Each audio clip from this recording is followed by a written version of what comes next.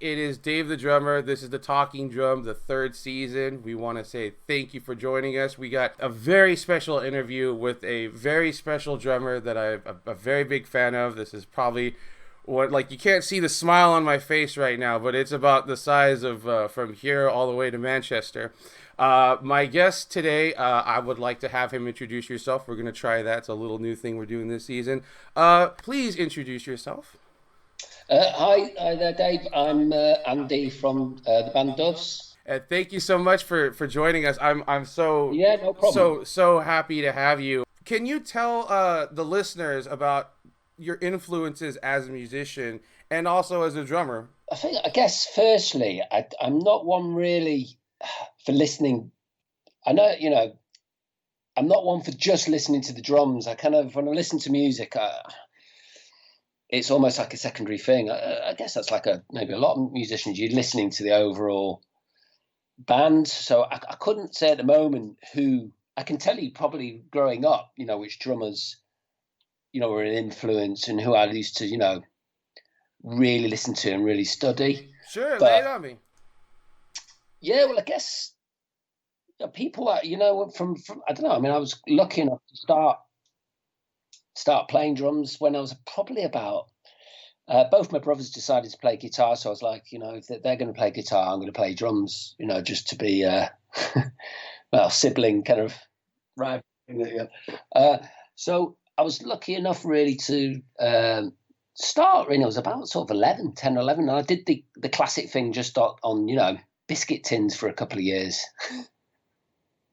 Uh, yeah, because I really had to prove, and I had to save up to get my first kit, so to speak. So I had to prove to my mum that I was reasonably serious about it. But yeah, I mean, I grew up in a house when there was always music around. My mum was always playing stuff, so I had an elder brother who was very much, getting into rock music, so he used to pick up on his records. But yeah, I guess, drummer wise, I guess, people like Stuart Copeland. I was a massive Police fan. I loved him. I loved him. Keith Moon from the Who was another really early band I really got into. Jimi Hendrix, for some reason, I just connected with him when I was 12. So I used to love Mitch Mitchell. Yeah, and then I guess later when I started getting more into,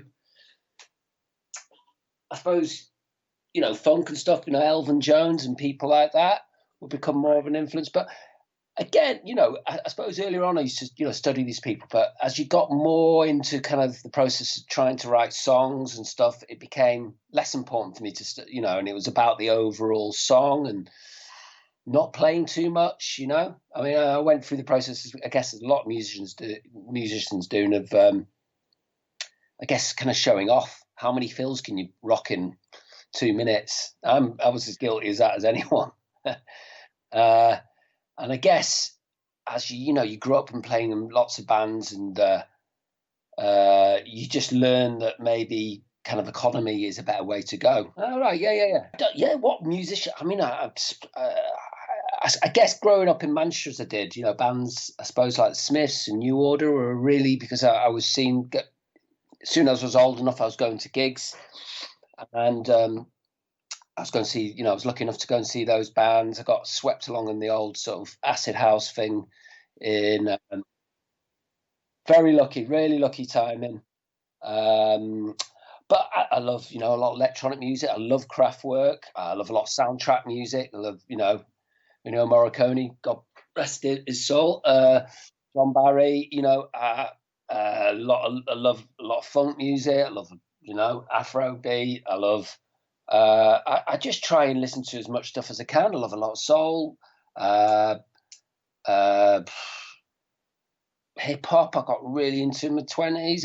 Just yeah, I've just always tried to, why cut yourself off and just listen to one sort of genre of music? There's so much great stuff out there. My dad Yeah, listened to a lot of black music when he was a teenager, and, yeah, and yeah. I'm Mexican American, and so it's All not a right. very usual thing. So he listened to a lot of funk and a lot of he loved Earth, Wind, and Fire like to Oh death, yeah, right? And so my dad showed me early on what it is to have some variety in your taste of music, just because yeah. it is really good to be able to be open to all the sounds of the world and not necessarily just like, oh, I'm a country guy or I'm a rock guy. It's like you got to kind of go all over the place if you really want Yeah. to really get the most out of the gift that is, that is music, really. So he was playing all sorts in the house, and yeah, you soaking it in, and musical education, I suppose. Yeah, Yes, sir. I would definitely call that a musical education. Going through your parents' 45s and going through all the LPs that they have. I just have so many countless memories of just spending time with my dad, just him just playing LPs and making food, and it's yeah, it's great. It's great. You work in you play with Doves, and you are also playing with Black Rivers with your brother, right? yeah. What has been your personal experience for playing in a band with your brother? Like, what kind of experience have you had? Do you have any tips and any pointers to keep the family relationship good? Siblings. Because we've seen Yeah, things like Oasis, where those brothers, they just it gets yeah. nuclear, and you guys seem like you're like the opposite of that. So I mean, what does it take? To keep your brother and you Well, on good terms, and you keep going because you've been playing with him for yeah. quite a while. But I suppose Oh, if it's a since regular about thing, 12. Yeah. you know, I guess, yeah. I mean, we have our little moments like all brothers do, but on the whole, we've, I mean, we've been blessed with a great relationship, really. Um, and yeah, I think just giving each other space, giving each other respect. We've never had that competitive thing that maybe that a lot of siblings have. We've never had that one-upmanship that I hear, friends and have with the brothers or sisters. So we've never really had that, and we've always tried to sort of, yeah, I guess, work to the common cause. Really, we've always had a chemistry between us, and um, and because we've grown up maybe with a lot of listen to the same music, we have kind of maybe, I guess, a shorthand really that we don't have to. A lot can get unsaid, and we can just crack on with stuff. But in terms of, yeah, kind of just getting on with each other, yeah, just give each other room, give each space, give each other respect. Um, I don't think either's got raging egos. I hope not. Anyway, I think that we try to keep pretty, our feet on the ground and not get carried away with too much stuff. Yeah, totally. But I mean, really, Jimmy's pretty much a brother as well. We've worked so long together. you've been working on the Universal Want, the new album, right? I know you guys are super proud of it. I'm super excited for it. But in particular, are there any drum tracks that that stand out in your Yeah. mind that just that made you smile? Or like I said, maybe the engineer was like, man, you should have seen yourself, like you had like the biggest smile right after you got done just laying this out, or maybe while you were doing it, you had like a big smile on your face. Is there any tracks that really stand out to you or have like a special place to you? Yeah, I guess so. In the place I mentioned before, Eve Studios in Manchester, there's two songs on the album which I really enjoyed playing. I loved, it was it felt right up my street what I was playing, so to speak.